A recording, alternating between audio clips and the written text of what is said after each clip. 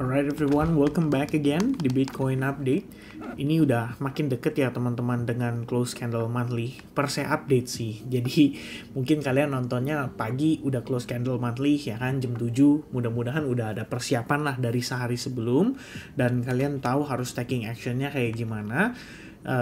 Sehingga tidak gegabah gitu ya during close candle monthly-nya. But anyway guys, kita pengen kasih update perkembangan ke kalian ya. Per saya create video ini, yang perlu dikhawatirkan itu balik ke soal naratif government shutdown. Jadi sentimen yang diciptakan itu adalah kekhawatiran ya, fearful di market, berpikir bahwa efek dari government shutdown ini adalah market bisa crash gitu. Nah kemarin sebenarnya kita udah bahas pada saat live streaming, saya cover sedikit di sini ya, mungkin ringkasannya teman-teman. Jadi kalau mengacu pada pergerakan pada periode di November 2018 atau Desember 2018, kayaknya Desember deh teman-teman ya.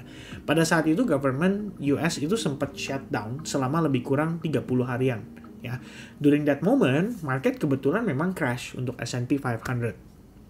Tapi setelah ditelusuri, ternyata bukan cuma itu penyebab tunggalnya gitu ya. Jadi penyebabnya tidak tunggal, melainkan ada beberapa faktor.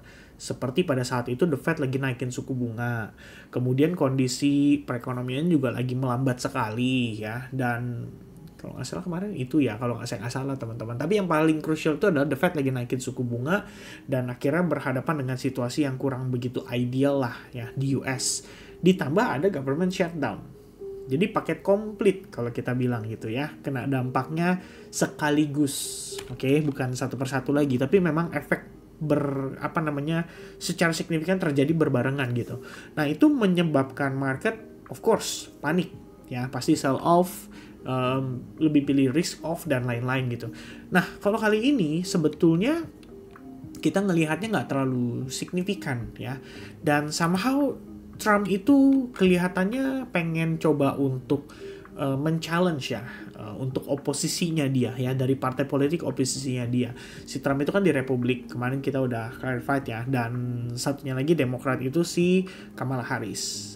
Dan di dalam anggota parlemen itu ya ada kedua pihak itu. Jadi sama kayak kita di Indonesia gitu ya. Dari berbagai partai politik tuh ada menduduki atau mendapatkan bangku lah atau kursi lah di anggota-anggota legislatifnya gitu. Nah di sini ada perdebatan. Ya, intinya pengajuannya itu adalah cut untuk Medicare sama Medicaid. Karena ini largest budget gitu. Dan so far itu angkanya 1,7 triliun dolar gitu kan. Sementara US national debt-nya dia naik terus ya. Jadi gimana mau bayar, istilahnya mau bayar gitu kan. Ya kita nggak punya uang gitu. Kecuali lu kasih gue utang supaya kita punya cash tambahan. Cash ini kemudian bisa kita pakai untuk tetap membiayai ya beberapa anggaran-anggaran yang diperlukan itu tetap bisa untuk membiayai, dan di satu sisi bisa nutup utangnya gitu. Kira-kira begitu teman-teman. Nah kelihatannya ya susah gitu kan ya. Kondisi kayak begini susah. Jadi kalaupun hari ini beres ya, katakanlah ada conclusionnya gitu kan. Conclusionnya itu apa ya kan. US Kongresnya itu mencapai kesepakatan gitu kan. Kesepakatannya apa? Salah satu yang dibahas itu adalah terkait Medicare itu tadi gitu loh. Jadi Republicans are pushing for a 7-week funding extension, sementara Demokrat itu ngotot ya mau diincludekan ya. Diincludekan tuh berarti ditambahkan ya health insurance subsidies-nya.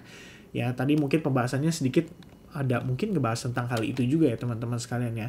Tapi yang pasti ya dari Demokrat, gue nggak mau setuju, gue nggak mau sepakat untuk nambahin fundingan itu selama 7 minggu ke depan, atau dalam artian pembiayaan sampai dengan 7 minggu ke depan, kalau kalian itu tidak menambahkan ya ini tadi ya, tidak bukan menyangkutkan ya, tapi mencangkup dengan health insurance subsidies tadi. Ya kira-kira begitu. Nah, ribut lah mereka gitu kan ya. Nah kita sih nggak tahu ya. Kita juga pusing ya, nggak harus mikirin itu sebenarnya sih. Tapi menurut saya yang lebih krusial itu bukan itu. Oke, memang kita ngelihat hari ini market mute gitu ya, nggak ada pergerakan, nggak ada aktivitas guys. Kalau kalian cek itu Bitcoin during London session, Asian session itu turun. Oke, ya wajar dong. Kenapa? Karena kita udah dekat level supply dia gitu ya. Ini salah satu supply-nya tuh di take out. Ini juga memvalidasi reversalnya pada Bitcoin gitu kan. So kita punya higher high technically pada Bitcoin, but at the same time kita juga aware bahwa di zona ini tuh terdapat yang namanya imbalance dibarengi dengan ya kita bisa bilang ini semacam support resistance gitu ya. Walaupun dia nggak sampai support resistance, dia cuma sampai imbalance atau fair value gap-nya doang, habis itu udah ada rejection gitu. Saya sangat mengerti karena kita rally itu dengan kondisi yang lumayan oke banget gitu loh. Kita recovery $5.500 guys di putaran terakhir supaya candle weekly-nya itu closing-nya kayak begini gitu. So it's a very good close, dan technically seperti yang kita bahas kemarin during the live streaming ya, ini adalah bagian dari retest terhadap SNR terhadap exponential moving average 21. So dia bertahan dengan cukup baik di atas dan ngasih konteks kita atau ngasih tahu ke kita bahwa hey, kita masih punya cukup demand ya di level atau di zona tersebut, dan pada akhirnya market recovery ya, doing well, balik bullish gitu. Nah, kondisi tersebut udah pasti dong dibarengi juga ada yang namanya retracement. Makanya kemarin saya ngomong sama teman-teman during live streaming, saya bilang apa? Kalau ada higher high artinya ada higher low. Semua udah pada paham, semua udah ngerti. Kita bisa expecting adanya potential correction dulu in the very very short time period gitu kan. Artinya mungkin di tanggal 30 September ini penutupannya kayak gitu, dibawa koreksi dulu, atau mungkin ya awal Oktober deh ada potensi koreksi gitu. Cuman ini kalau saya pribadi ya, dan bukan untuk diikuti. Ya saya sih udah ngejalanin sesuai dengan plan saya. Tapi kita baru masuk, pribadi itu saya baru masuk parsial, dan sisanya nanti saya mau lihat dulu nih, kira-kira besok after closing jam 7 pagi, pergerakannya kayak gimana gitu ya. Kalau dikasih more discount lumayan, saya bisa dapat average price di tengah-tengah ini gitu.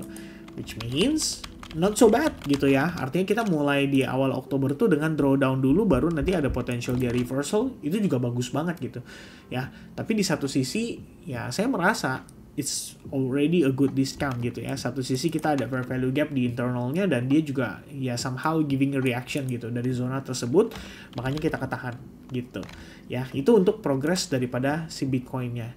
Jadi saya pengen highlight teman-teman sekalian ya, sebelum kita ngomongin lebih jauh untuk Bitcoin-nya, saya pengen nge-highlight ke sini dulu ya, bahwa market itu somehow wait and see, dan bisa dibilang nunggu kepastian dari hasil kesepakatan anggota kongresnya di US gitu. Cuman Trump udah wanti-wanti nih, kita mungkin akan shutdown ya. Dia udah ngomong tuh sekitar setengah 12 malam ya kan.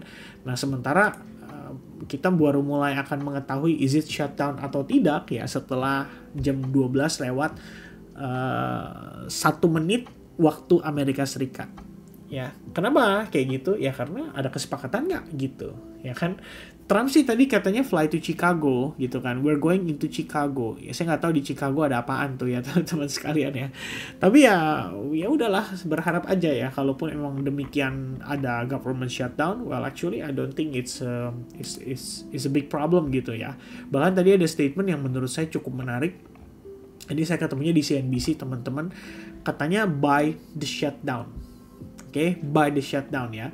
Secara historical track record menunjukkan kalau Wall Street itu nggak terlalu takut dengan government shutdown. Berdasarkan statementnya Ed Mills, Washington Policy Analyst at Raymond James, the policy analyst found that the stock market biasanya itu brush off funding disputes with the S&P 500 on average higher by 3.2% and small caps acting similarly. We do think that this is an event that provides a lot of headline risk. Ya, kita tahu bahwa omongan soal government shutdown itu terkesannya tuh sangat mengerikan gitu kan. Ya, tapi demikian teman-teman, secara historical data nunjukin kalau after adanya shutdown, maybe market bisa react negatif di awal, tapi pada akhirnya it's good gitu loh. Cenderung rebound, cenderung oke, cenderung ideal. Ya kira-kira begitulah ya. Mungkin lebih kepada ke sana sih. Dan kalau misalkan nanti sampai kondisi shutdown terjadi, mungkin data tenaga kerja di minggu ini nggak tahu ya apakah akan volatile, bahkan bisa dikeluarkan atau enggak saya nggak tahu ya. Karena ntar ya kita nggak dibayar, ngapain kita pusing ya ngurusin beginian gitu. Ya bisa juga gitu. Nah cuman yang lebih hot, sebenarnya yang lebih hot ya adalah Trump memberikan pengumuman atau peresmian terkait dengan udah ada executive ordernya sih. Jadi dia mau nurunin harga drugs ya untuk beberapa stock market yang berhubungan dengan kondisi tersebut. Ini kan adalah Pfizer ya teman-teman, waktu kita dulu vaksin-vaksinan ya. Ini udah diturunin, jadi dealnya udah ada, dan ya bisa dibilang harusnya ya secara logika ya ngebantulah minimal untuk inflation itu cenderung turun ya kan, karena harganya dia juga turun gitu. Dan ini Medicare gitu ya, inflation report kalau kalian cek di CPI itu sebenarnya Medicare termasuk yang salah satu yang lumayan oke lah, lumayan ada gitu ya di situ, dan mengambil peran penting untuk inflation headlines, kira-kira begitu. Dan ya dengan dukungan ini ya bukankah bagus? I think so gitu ya, harusnya bagus gitu. Nah terkait dengan jobs data hari ini, kita udah dapat jobs report ya kan. Dari jobs reportnya nunjukin kalau angkanya cenderung naik, nggak banyak tapi cenderung naik. Oke, sementara CB Consumer Confidence-nya turun. Ini kalau saya nggak salah lihat, tadi saya sempat baca headline-nya, katanya CB Consumer Confidence itu terendah sih. Di angka 94,2 itu terendah. Artinya kita bisa bilang sentimen retail untuk daya beli masyarakat ada kecenderungan relatif menurun gitu kan. Nah kalau relatif menurun ya balik lagi, ini faktor yang mungkin bisa dibilang mempengaruhi inflation juga bisa berkurang atau membantu lah untuk inflation cenderung turun gitu. Kelihatannya enggak sih, cuma kalau September compare dengan September tahun lalu, jangan-jangan headline-nya itu seperti saya baca.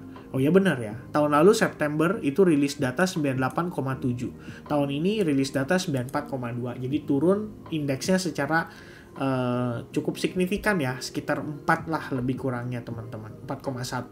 Dan obviously cukup crucial sih I think ya dengan kondisinya, karena itu berarti dari sisi sentimen consumernya nggak terlalu positif, dan Chicago PMI juga rilis datanya juga cenderung buruk ya. So I think somehow market harusnya percaya kalau the Fed itu harusnya tetap bisa kasih support, walaupun tadi ada beberapa statement ya dari anggota Fed. Tadi saya sempat ngecek sih, kayak anggota Fed si Hamak ya, dia ada kasih statement kalau data initial jobless claim ya katanya, kalau misalkan bagus gitu kan, maka sebenarnya kita punya kesempatan untuk mempertahankan rate gitu supaya inflationnya itu tetap bisa diperhatikan dan lebih penting dibandingkan dengan jobs data. Tapi kemudian di counter ya, ada anggota Fed juga yang bilang katanya dia butuh stability gitu kan. Artinya gak ada masalah kalau misalkan kita melakukan adjustment. Ini dari Fed Collins, kemudian Goolsbee. Bentar ya, saya cek dulu. Nih, could be significant, could be difficult scenario for the Fed. Kayaknya bukan dia deh, Goolsbee. Saya lupa lagi tadi ngecek di mana teman-teman ya. Tapi yang pasti ada ya, saya baca salah satunya, dan dia bilang katanya gini ya, somehow sebenarnya kalau kita melakukan rate cut, tambahan rate cut ya, itu nggak ada masalah juga kalau menurut dia, karena sebenarnya bisa ngebantu juga untuk balancing the risk gitu kan, terutama dari sektor tenaga kerja. Itu dulu yang lebih krusial, baru kemudian dia percaya inflasi itu tetap bisa diatur, disesuaikan dengan tidak hanya mengandalkan suku bunga. Ya kira-kira begitulah teman-teman sekalian ya. Nih, aggressive rate cut court inflation risk. Ya ini Colin Goolsbee. Saya lupa nih teman-teman ya. Ntar saya cek lagi teman-teman. Mungkin kalau ketemu saya kirim aja ke Telegram group ya. Ya kira-kira gitu. Oke, ini ada Boston Fed President Collins ya. Newsnya tadi 2 jam yang lalu. Ya, stock follow apa di sini ya? Jangan-jangan teman-teman ya. Sebentar saya cek dulu. Just to make sure ya. Ini dia ketemu teman-teman ya. Ini si Collins yang ngomong nih tadi, Susan Collins ya. Dia bilang gini, in my view, a bit of easing was appropriate to address the recent shift in the balance of risk to our inflation and employment mandate. Ya, ini dia ngomong nih, a bit of easing. Jadi sedikit penurunan suku bunga kata dia. Itu adalah hal yang tepat untuk membantu mensupport ketika terjadi perubahan ya antara keseimbangan resiko dari inflation dan juga employment mandate. Ya kira-kira begitu.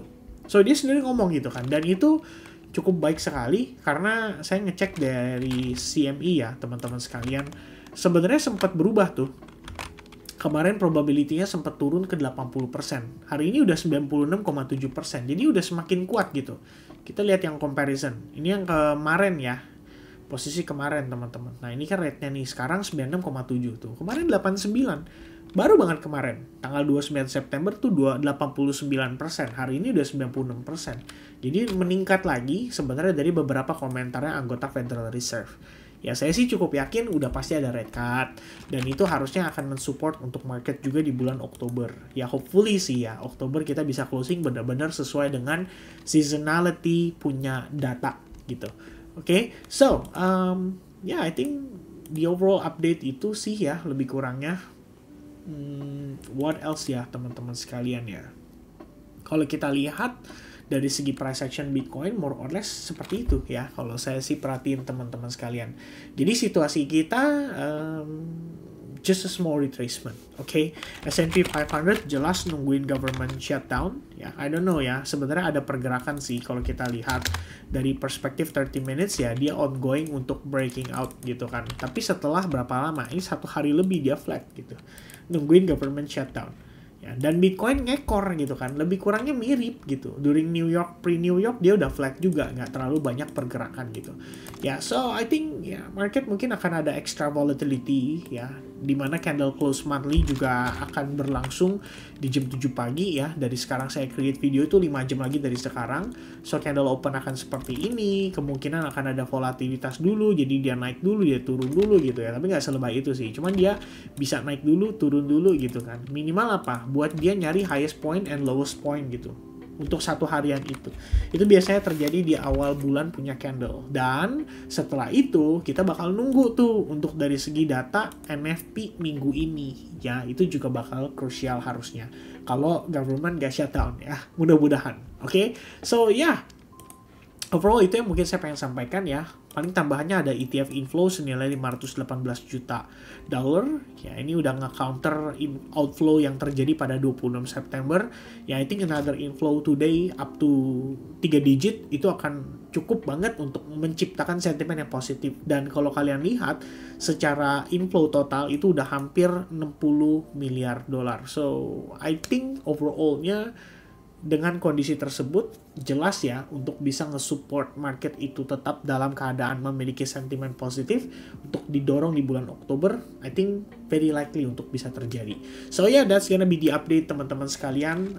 Hopefully monthly close juga bagus ya, selama dia closing kayak dalam keadaan doji kayak gini juga menurut saya udah oke banget.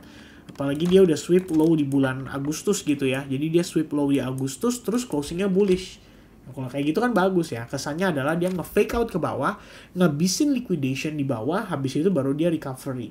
Which is good gitu overall-nya. Itu kalau pandangan saya. Oke, so that's gonna be the update teman-teman sekalian untuk hari ini. Keep up ya untuk kondisi US government shutdown. By the time kalian bangun harusnya newsnya udah mulai ada dan udah mulai semakin hot. Ya hopefully market volatility-nya bisa kalian tahan gitu ya. Itu anggap aja volatility yang memang harus terjadi dulu di awal bulan ya. So my plan untuk Bitcoin hanya mengikuti price action yang saat ini ditujukan kepada saya, dan saya ngelihatnya this is just a part of a pullback atau retracement gitu. Bahkan kalau dia bisa holding di kisaran 112.000 aja, mungkin saya udah looking for setup ya. Misalkan ada long setup di situ, saya akan coba follow up gitu kan. Kalau dia bisa kasih saya zona di bawahnya lagi, itu even better karena saya jadi dapat discount juga buat spot trading saya. Ya, itu kira-kira update dari saya teman-teman. So yeah, everybody, thank you very much guys for watching. God bless to everyone and see you guys again in the next update. Cheers, bye-bye guys.